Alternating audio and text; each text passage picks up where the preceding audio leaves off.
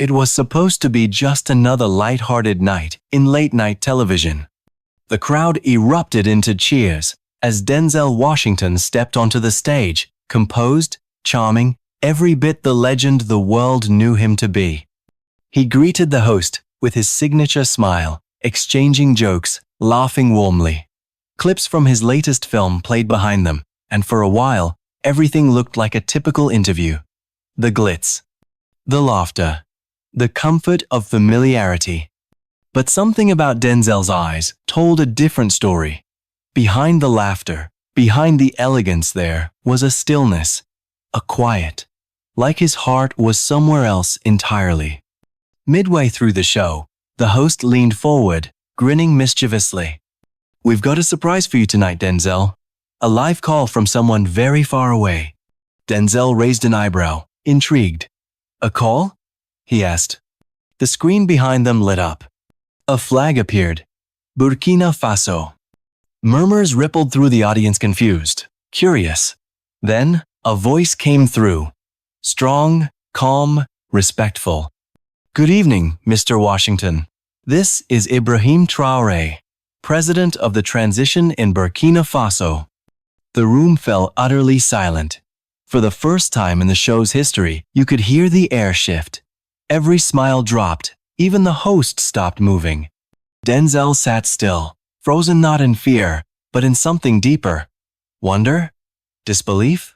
"I know you don't know me, Mr. Washington," the president continued, his French accented English steady and full of emotion. "But when I was 14 years old, I was just a barefoot boy in a small village in Burkina Faso. I saw you in a film, Glory. I saw a black man who didn't beg, who wasn't afraid, who stood tall and cried out for justice." Denzel's hand instinctively covered his mouth. His eyes blinked rapidly. "That night," Traoré said, "I told my mother, one day, I will fight for people too, just like him." The host was speechless. The audience didn't move. Not a single cough. Not a shuffle. "I didn't become a leader because I was fearless," the president added. "I stood because I had already seen what courage looked like in you." Denzel slowly lowered his hand. His eyes were glassy now, red with tears threatening to fall. "You're telling me," he whispered, "that I helped shape a president?" There was a pause. Then Traoré replied, "No, sir. You helped shape a man who refused to kneel to injustice." A single tear rolled down Denzel's face. "Thank you, my brother." The crowd gasped, but gently, like even applause would break the sacred air in the room. And then came the moment that changed everything. "I speak to you now," Traoré said, "not just as a president, but as a man who owes a debt. In Burkina Faso, when someone saves your soul, we never forget." Denzel shook his head, humbled. "Please, I didn't." But the president wasn't finished. "I am inviting you formally to be honored in Ouagadougou. But more than that, I want to name a leadership school after you. A place where our children will learn to stand tall, as I once did watching you." The host barely whispered, "Wow." Denzel tried to speak, but his voice cracked. "Mr. President, I don't deserve that." "That's exactly why you do," Traoré said with a gentle smile. The screen went black. The call ended. And right there, on national television in front of millions of viewers, Denzel Washington buried his face in his hands and sobbed. Not from shame, not from pain, but from the overwhelming realization that one life, lived with dignity, can ripple across ocean sand, change the course of another. And this was only the beginning. That night, Denzel Washington didn't sleep. Not a wink. He sat alone in his hotel room, the echo of President Traoré's voice still fresh in his ears. His phone buzzed non-stop. Journalists, actors, friends, producers. Social media was in full meltdown. The clip had gone viral within hours. It was trending in 20 countries. Hashtags exploded across every platform. Phrases like Denzel and Traoré, leadership in tears, and Most powerful moment in television history. Flooded timelines. But while the world was watching, reacting, debating, reposting, Denzel was silent. He stood by the window, staring out at the city below. He wasn't thinking about movies or premieres. He was thinking about a boy in the dirt, watching glory, and dreaming of justice. By dawn, Denzel made up his mind. No publicist, no team, no red carpet, just him and a decision. He grabbed a small black backpack. No suits, no watches, just a few clothes, a photo of his mother, and a folded copy of the speech he never gave at the Oscars. A car took him quietly to the airport. He didn't tell anyone where he was going. As the plane took off, he looked out the window. The sky was still dark, but in the east, a faint light stretched across the horizon. He whispered, almost to himself, "I don't know what I'm walking into, but I know I have to go." Ugh. Meanwhile, in Ouagadougou, the capital of Burkina Faso, President Ibrahim Traoré stood by a tall window in the presidential palace. His advisors buzzed around him nervously. "Should we prepare the press, sir?" "No," Traoré said, never taking his eyes off the runway in the distance. "No cameras, no speeches, just truth." It was quiet, humble. 2 hours later, the plane landed. No marching band, no flashing lights, just heat, dust, and silence. A black SUV pulled up to the tarmac, and standing beside it, wearing a simple linen shirt, was President Traoré himself. No medals, no podium, just a man waiting. The plane door opened. Denzel stepped out slowly, the sun hitting his face. His shoes sank slightly into the sand. Their eyes met. Neither spoke. They just walked toward each other and embraced. Not as a Hollywood actor and a national leader, but as two men, forever changed by a single conversation. "I'm honored you came," Ibrahim said softly. Denzel smiled faintly. "I didn't come as a star. I came as a brother." The SUV pulled away, driving through winding roads lined with children chasing chickens, women carrying water on their heads, and men laughing in open markets. As they passed, people looked but didn't know. No one recognized who was inside. It didn't matter. They weren't there to be seen. They were there to remember. After an hour, the car slowed down. They had arrived not at a palace or hotel but a modest, sun-worn clay house with a tin roof. "This," President Traoré said gently, "was my home." Denzel stepped inside. There were no guards, no marble floors, just silence, old photos, a woven mat on the ground, and a kind of sacred stillness that can only be felt in places where pain once lived and where love refused to leave. Ibrahim walked over to a shelf and pulled out a wrinkled, faded photo. He handed it to Denzel. In the picture, a young boy clung to the hand of an elderly woman. Her eyes shined. Her smile was worn, but strong. "She raised me," he said, "when my parents were working day and night. She fed me, bathed me, taught me what strength really looks like." Then he added softly, "And she's still alive."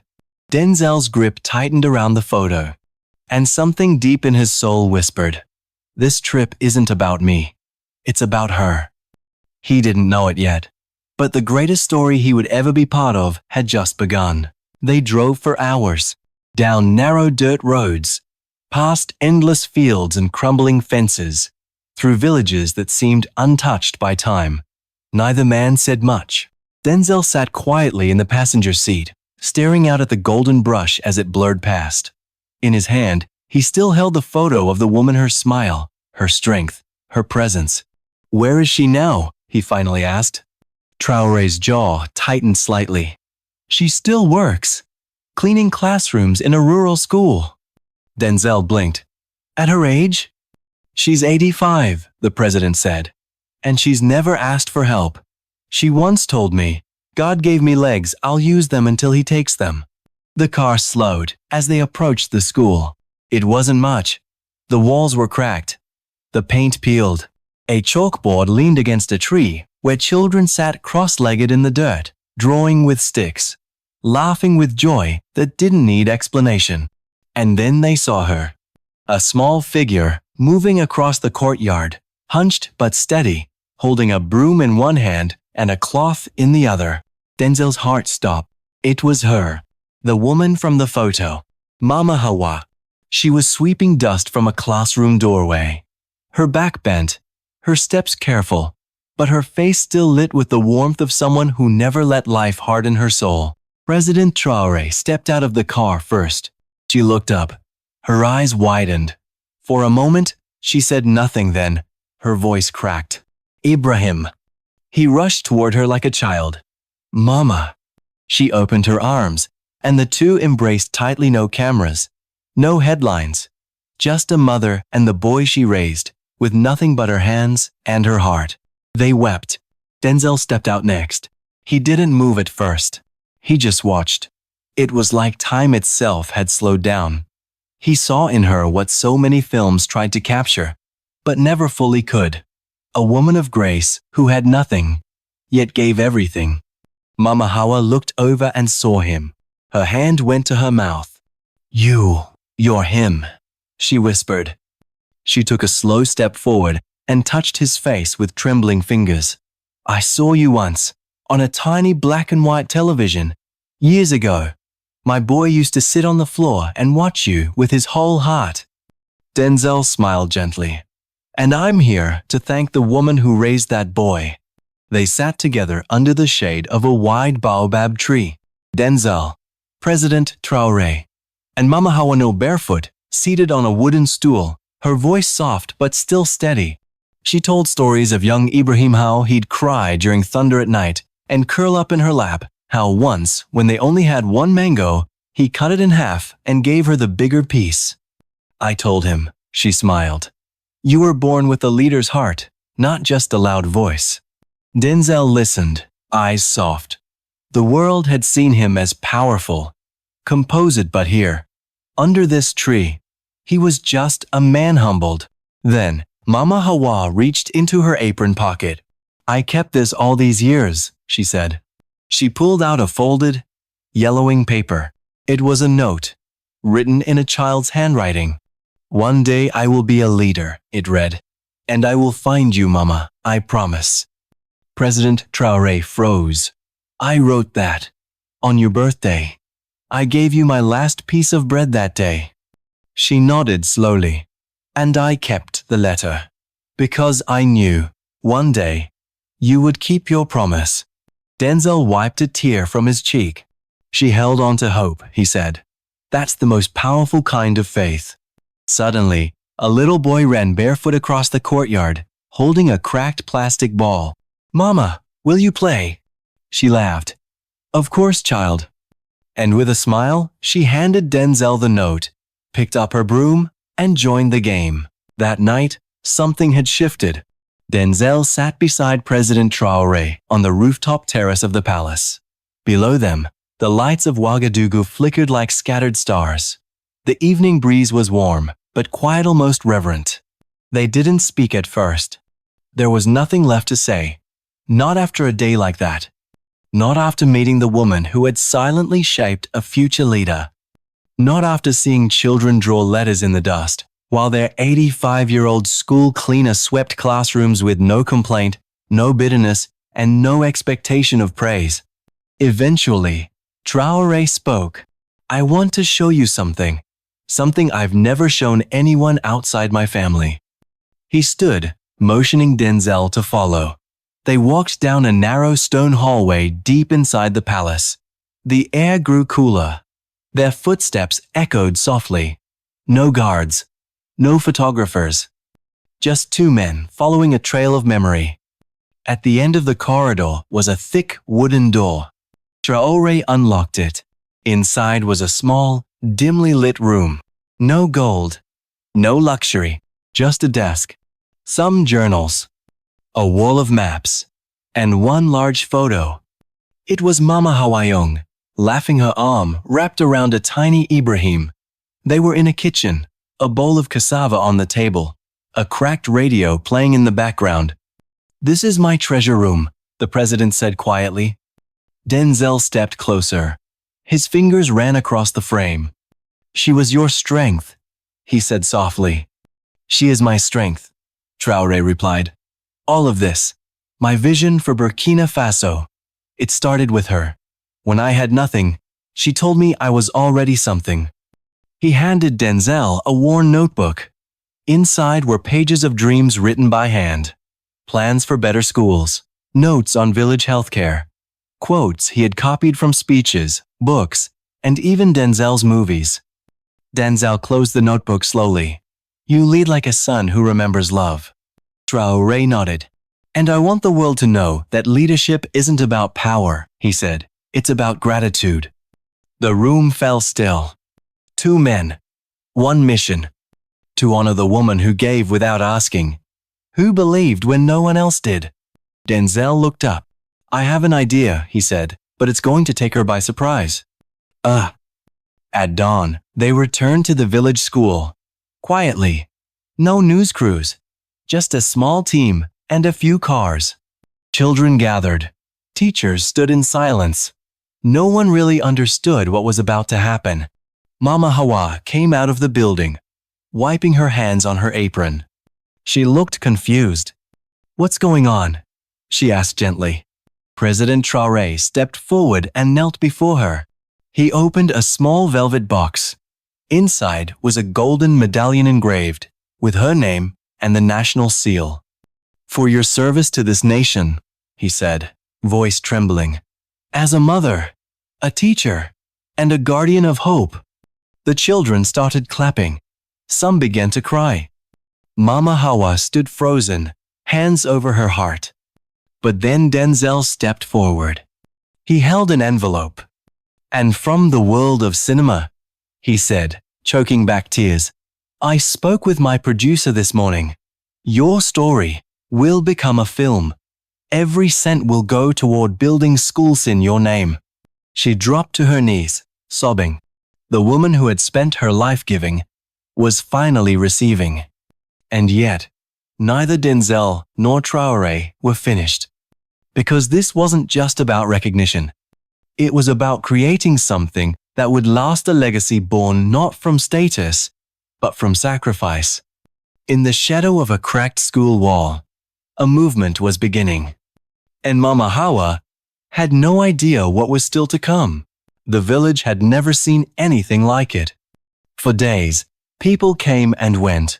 Students, neighbors, teachers, even strangers from distant towns, just to shake Mama Hawa's hand or to sit with her for a few quiet minutes under the old baobab tree. Some brought drawings, some brought mangoes. One girl brought a letter, folded like a treasure map, simply saying, "Thank you for raising our president." But by the 6th day, something had changed. Mama Hawa was tired.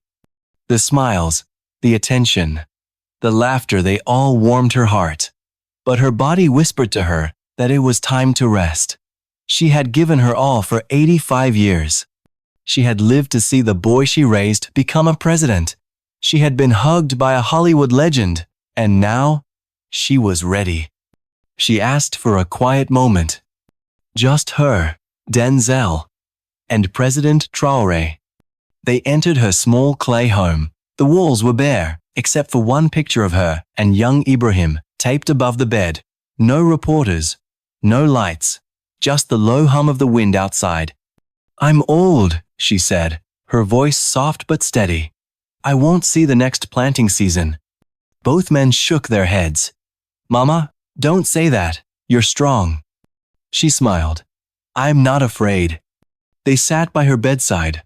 Denzel held her hand. Traoré knelt on the floor beside her. "My only wish," she said, "is that no child in Burkina Faso ever goes to school hungry again." A single tear rolled down Traoré's cheek. She reached for something under her pillow, a small faded scarf. It was patched and frayed at the edges, but it had clearly been treasured. Ibrahim used to tie this around my arm, she whispered. When he played president, he said I was his general. She placed the scarf in his hands. My first medal, she said, and my last gift. Then she turned to Denzel. You tell stories that matter. The world listens to you. Promise me you'll tell this one. He nodded, tears filling his eyes. With all my heart. And then, in the gentlest voice, she said her final words. Take care of each other. Her eyes closed. Her chest rose, then fell, and stilled. They didn't cry right away. They just sat there, in the quiet, with the scent of shea butter and old books lingering in the air, a silence too sacred to break. Later that afternoon, the village knew. People gathered, uninvited, but drawn by something deeper than tradition love. Children wept. Elders clutched their chests. A bird landed on the windowsill and didn't move. President Traoré stood in the doorway, the scarf still in his hand. She gave me everything, he said quietly. And now I will give everything back. He looked at Denzel. We will build something in her name, a school, a garden, a future. Denzel nodded. Yes, yes we will. I'll help. Whatever it takes. By sunset, the entire village was in mourning, but it didn't feel like sorrow. It felt like sacred duty. To remember, to honor, to act. The next morning, the flag over the palace flew at half-staff. Burkina Faso declared a national day of mourning for Mama Hawa. And that night, during a press conference watched by millions around the world, President Traoré made a promise. Every child in this country will know her name. And as for Denzel, he cancelled every upcoming appearance. When asked why, he simply said, I've played kings and generals, but today I serve a mother. The sun rose slowly over Burkina Faso. A gentle light bathed the village square, where a simple wooden casket sat in silence. There were no gold linings, no flashing cameras, no designer suits, just flowers, quiet drums, and the aching stillness of a nation saying goodbye. Behind the casket walked President Ibrahim Traoré alone, head bowed, wearing no formal robes. In his hands, he carried only one thing, Mama Hawa's faded scarf. Denzel Washington followed close behind. His suit was wrinkled, his eyes still swollen from crying. No one needed to know who he was.